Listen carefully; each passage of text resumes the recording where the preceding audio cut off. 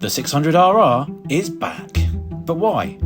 Well, Honda recognised the importance of racing and acknowledged a market growth in full-size motorcycles, which is bizarre given the Big H ditched the RR back in 2017 due to sales. But we're not complaining. And this isn't just a 2017 model with a 6-axis IMU and the consequent rider aids. Honda has added lighter cams, bigger throttle bodies, a slipper clutch, among other updates. All of the work done to pass Euro 5 Plus emissions is done via the all-new exhaust, which, pardon the pun, utterly baffles me. The frame remains the same, although larger forks have been added to allow race teams more scope for setup, and the new 600RR is 3 kilograms lighter than the previous model. Oh, and there's winglets. Well, as you can see behind me, it's a wetty. I got woken up this morning at about 5:30 with thunderous showers, and yeah, it's not looking good. But you know, if there's a weather to test all the changes for both bikes, then you know, why not be at Portimao in the wet? But yeah, we got some wets, I think, I hope. And like a true pro, I bought my wet weather pucks, so there's going to be some serious knee-down damage going on. Don't know why I bought 3, but I'll do. We're in power mode 1, traction control 2, wheelie control 1, engine braking 3. Lever position number 2. You got a black one? Yeah. Right. Well, it feels very much like a CBR600. I think the last time I rode a CBR600 around here was usually Levities in 2009. Right, just keep it in second for the moment.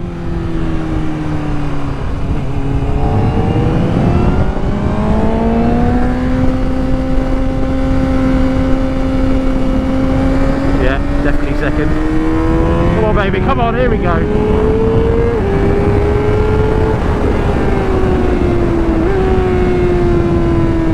Oh, shifter and blippers, very nice. Oh, big puddle. Come on baby, come on. Might need first gear there. Oh, it's nearly dry-ish. No, it's not. I mean, I'd be lying if I could tell the changes so far. I mean, the slipper clutch is a very, very welcome addition. Just feel the TC kicking in a little bit there. Wind her up.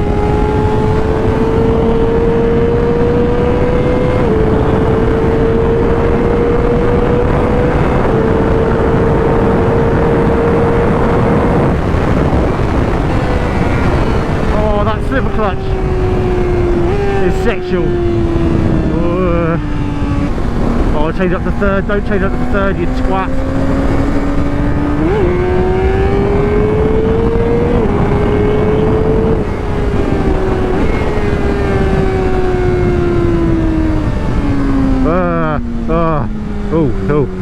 Oh, shit house. I miss this bike. Fuck, I miss this bike.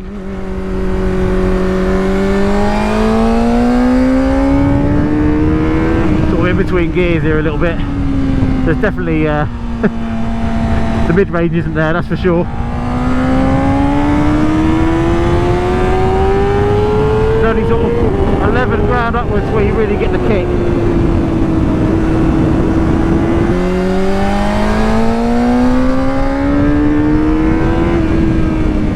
I mean, if you can name a bike, a better bike, that feels this good in the middle of a corner, I think you'd struggle. It's telepathic.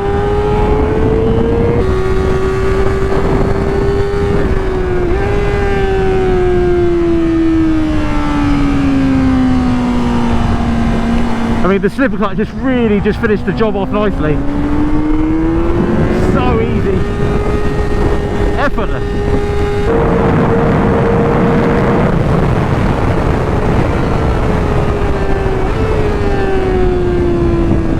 Brakes feel nice. Much better with a slipper clutch. And this front end just, like I said, it's telepathic. It just does what you want. as long as you don't run in too deep. Anyway, welcome back, baby. We've missed you. Yeah, I'm not entirely sure how the sports bike market is going to take it, but who cares? The fact that Honda have built this bike, a company like Honda who are so reserved normally, and gone, you know what, well, other manufacturers are stop making proper sports bikes and making mincy, wafty, happy shoppers. They've gone, right, here we go, here's a Euro 5 Plus friendly CBR600RR. Sorry, just say that again, Chad. I'm just fitting me dark visor because I had a clear one on when I was doing some advanced riding with some people with yellow bibs. But now I'm going to go clear and put some sunglasses on at the same time. Are you actually contemplating putting a clear visor on in the rain? You will, won't you? Sorry. Do you want to find a mirror and go have a good, long, hard look? No! Why would I want to look in a mirror? I remember when I had hair. Right, session DOS. I don't know if is that DOS? Is DOS Portuguese? There's absolutely no denying this thing is as flat as a witch's tit under 11 grand. But that's a 600 for you, and one that's been heavily reworked to pass Euro 5, so Euro 5 Plus, sorry.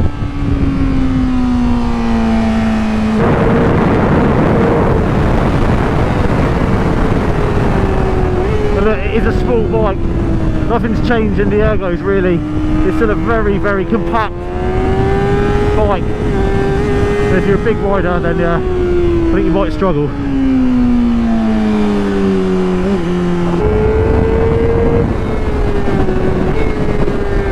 The brakes are good, I've got to say. They're pretty decent. I mean, it was probably a different story in the dry, because you can't trust the ABS. Come on, come on!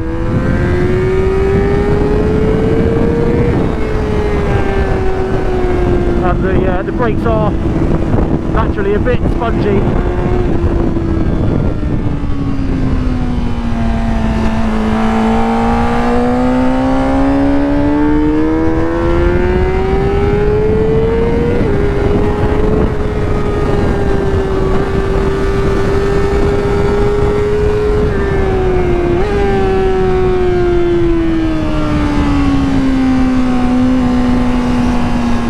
That's wide. It's just a bike that fills you full of confidence. So easy. It still feels analog, still feels like a CBR600 from all those years ago, which is absolutely nothing wrong with that.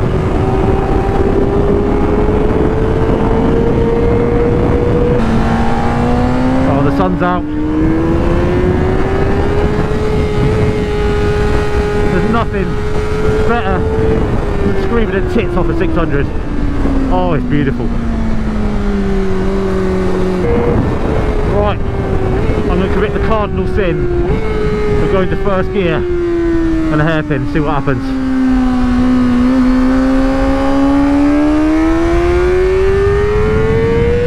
Ah, that's better. That's better.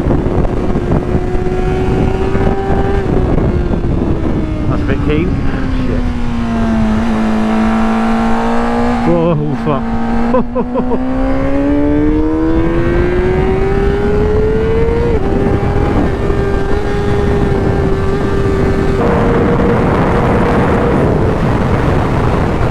Whoa! Shit. Shit.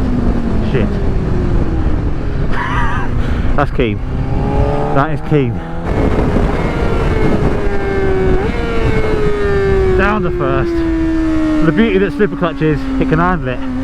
You couldn't do it on the bike before.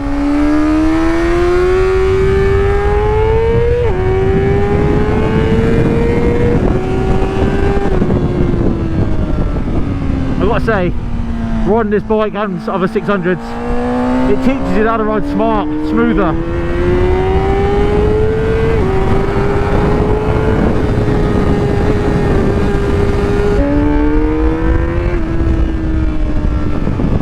Got to be clever with the gears, throttle, braking, everything and that. Whee. Well, welcome back. I mean, look, it's nothing groundbreaking. You know, I can't feel the weight shaving, I can't feel the engine stuff. I mean, look, it's been strangled to death. There's no point hiding it. It's been absolutely strangled to death in order to pass these Euro 5 plus emissions. So I think you're more likely to feel the changes when you put a race kit on it, and you can see you can feel the engine work, because obviously it's you know, they've lost no power at the top. Oh, but look, I'll be brutally honest, we haven't learned a massive amount, other than the fact that it still feels like a CBR600, which is no bad thing whatsoever. The slipper clutch is absolute sex, and you can now use first gears for hairpins. But above all else, you know, what we have learned is this bike shouldn't have gone away in the first place. I wish more track day riders and in races or whatever learn to ride one of these first before getting on 1,000.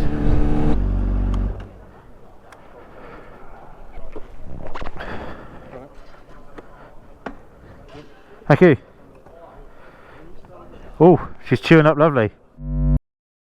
Now, the weather has played absolute havoc with us today, and unfortunately we didn't get the chance to properly test this bike. We had 3 sessions on track in the morning, and although the third one, was dry-ish, we were still on wet tyres and we couldn't push the bike. And you know, as everyone knows, on a 600 you need to be screaming the tits off it, riding it hard to truly understand the benefits of this bike. We couldn't properly test the updates. Now, lots of work has gone into this. It's not just a case of whacking a new exhaust on, calling it a 2024 bike. There's lots of fine details that I won't bore you with, but there's a fair amount of engine work. This frame is the same, as I've said. We didn't get a chance to mess about with suspension. However, the biggest takeaway from me is just how much I've missed this bike, and the fact that with a slipper clutch, it's almost perfect now. The gearbox, the blipper, the quick shifter, everything works in harmony, and it kind of finishes off the bike. The basic package of the CBR has always been phenomenal, and it's never been really, it's struggled with a bit of top end perhaps against the Yamahas and the Kawasaki's, but you know, as I said, the base package has been phenomenal, and now with decent brakes and a slipper clutch and the electronics to go with it, it's definitely right up there.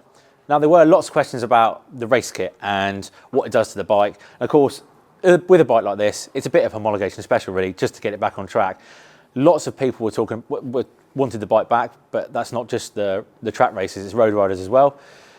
However, the race kit is available through Honda, and I was chatting to Harvey Beltran, Honda BSB racing boss, and they've got about 140 brake horsepower from one of these on the dyno. So it's not far off the competition, and it obviously makes up with the chassis. The chassis is, I think it's probably the best chassis in the 600s class. As I mentioned, we didn't get a chance to truly test it, but it's 10.5 grand. I can't wait to get it back in the UK and give it a good old spanking around a UK track.